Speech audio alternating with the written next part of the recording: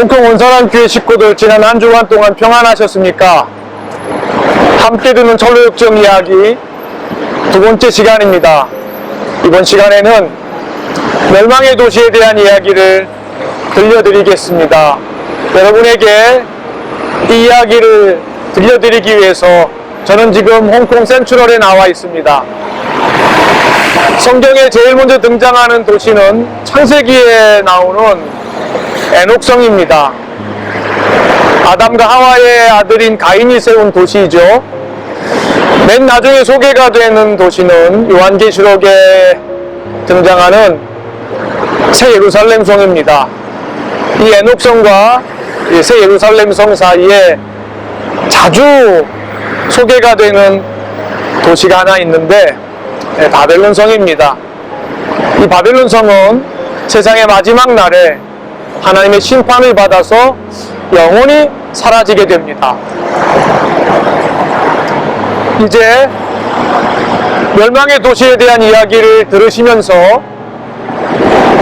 가인의 후손이 세운 에녹성과 바벨론 성의 이름을 연상하시면 존 버년이 철로역정 이야기를 통해서 우리에게 꼭 전해주고자 하는 진리를 좀 더 쉽게 이해하실 수가 있을 겁니다. 철로역정은 존 버년이 꿈에 본 한 남자가 자신이 사는 도시를 떠나는 장면으로 시작합니다. 이 남자가 살고 있는 도시의 이름은 멸망의 도시입니다. 그는 자기가 사는 이 도시가 잠시 후에 하늘로부터 임하는 불에 의해서 심판을 받게 된다는 소문을 듣습니다. 그리고 그는 이미 자기 손에 쥔 책을 읽으면서 자기 영혼의 등에 짊어진 무거운 짐으로 인해서 아무도 모르는 본인만이 아는 큰 고통을 당하고 있었습니다. 이 남자는 영혼의 짐으로 인한 고통과 그리고 잠시 후에 닥칠 이 멸망의 도시의 심판으로부터 피하고 싶었고 구원을 받고 싶었습니다. 바로 그때 전도자가 나타나서 이 남자 주인공에게 귀가 번쩍 열리는 놀라운 이야기를 해줍니다. 주인공은 이 전도자에게 나는 결코 죽고 싶지 않으며 더더욱 심판을 받고 싶지 않은데 어떻게 하면 좋겠느냐고 물었습니다. 전도자는 이 주인공에게 좁은 문을 향해서 난 길로 곧장 달려가라고 알려줍니다. 여기서 여러분의 이해를 돕기 위해서 이 남자 주인공의 이름을 이제 알려드려야 할 것 같습니다. 이 주인공의 이름은 크리스천입니다. 이 크리스천이 전도자가 일러준 좁은 문을 향해서 달려가는데 그의 이웃 중에 고집이라고 하는 사람과 유순환이라고 하는 사람이 따라옵니다. 고집이 이 주인공에게 이제 그만 집으로 돌아가자고 합니다. 주인공이 떠나온 도시에 아내도 있고 또 자녀도 있고 또 즐길 수 있는 것이 너무 많은데 어떻게 그것을 버리고 갈 수 있느냐는 겁니다. 그러자 주인공은 크리스천은 좁은 문으로 들어가서 얻게 될 것은 멸망의 도시를 떠나기 위해서 버려야 될 것과 감히 비교할 수 없을 만큼 영원한 그리고 무한한 가치가 있다고 합니다. 그런데 이 고집은 크리스천의 말에 설득을 당하지 않고 크리스천을 두고 다시 집으로 돌아갑니다. 유순환이라고 하는 이웃이 이 크리스천과 함께 좁은 문을 향해서 걸어갑니다. 크리스천은 이 유순환이라고 하는 이웃에게 좁은 문으로 들어가서 누리게 될 영원한 행복에 대한 이야기를 들려줍니다. 유순환 이웃은 크리스천이 전해주는 이야기를 듣고 몹시 흥분합니다. 둘이 함께 좁은 문으로 향해서 난 길을 걷다가 그만 낙심이라고 하는 수렁에 빠지게 됩니다. 유선이라고 하는 이웃은 그 수렁에서 극적으로 빠져나와서 크리스천을 혼자 내버려 두고 그들 역시 집으로 돌아갑니다.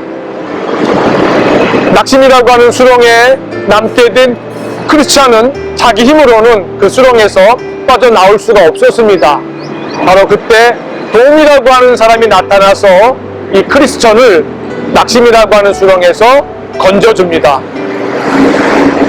크리스천은 다시 좁은 문을 향해서 난 길을 걸어갑니다. 그때 지혜로운 사람이 다가와서 크리스천에게 그의 등에 짊어진 무거운 짐을 벗어버릴 수 있는 쉬운 길이 있다고 하면서 그 길로 가라고 알려줍니다. 그 길은 율법이라고 하는 길이었습니다.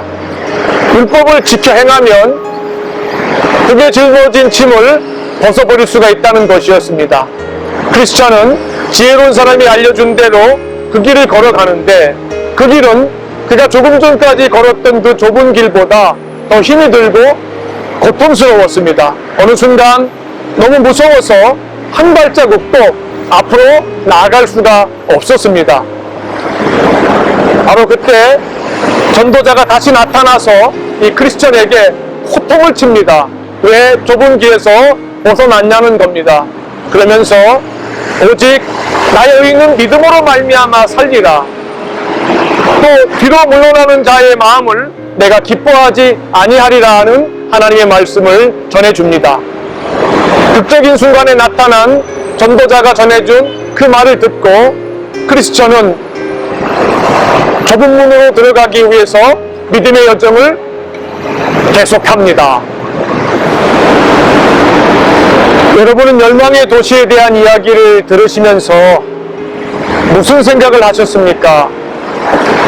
내가 사는 이 도시가 잠시 후에 멸망을 당하게 된다는 사실이 실제로 믿어지셨습니까? 내가 사는 이 세상, 내 자녀가 살아갈 이 세상이 하늘로부터 임하는 불에 의해서 심판을 받게 된다는 사실이 정말 믿어지십니까? 여러분이 자신의 영혼을 구원하기 위해서 좁은 문을 향해서 난 길을 걷기 시작했을 때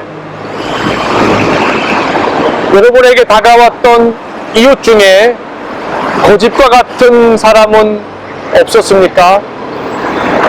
유순환이라고 하는 이웃은 없었습니까? 크리스천이 자기 영혼의 고통을 아내와 자녀에게 전해주었을 때 가족이 전혀 이해하지 못했듯이 여러분 또한 그런 경험을 하신 적은 있습니까? 크리스찬이 좁은 문을 향해서 난 길에서 벗어났을 때 전도자가 호통을 쳤습니다. 전도자의 호통 소리를 들으면서 여러분은 무슨 생각을 했습니까? 내가 곧 그 길이요, 그 진리요, 그 생명이니 나로 말미암지 않고는 내 아버지께로 올 자가 없느니라고 말씀하셨던 예수님의 말씀이 기억나셨습니까? 크리스천이 자기 등에 진 그 짐을 벗어버리기 위해서 자기가 생각할 때 쉬운 길이었던 율법의 길로 가다가 전도자를 만나게 되고 다시 호통을 들었을 때 여러분은 무슨 생각을 했습니까? 율법을 행함으로, 율법을 지킴으로 구원을 받을 자가 단 한 사람도 없다는 성경 말씀이 기억나셨습니까? 오직 나의 의인은 믿음으로 말미암아 살리라는 하나님의 말씀이 기억나셨습니까? 이제 다음 시간에는 좁은 문에 대한 이야기를 들려드리겠습니다. 하나님의 택하심과 부르심을 받아 천호역정 이야기를 듣고 계시는 여러분의 믿음과 영혼과 여러분의 육신 위에 하늘의 이슬과 땅의 기름짐의 복이 함께하여 주시기를 주의 이름으로 축복합니다. 다음 시간에 뵙겠습니다.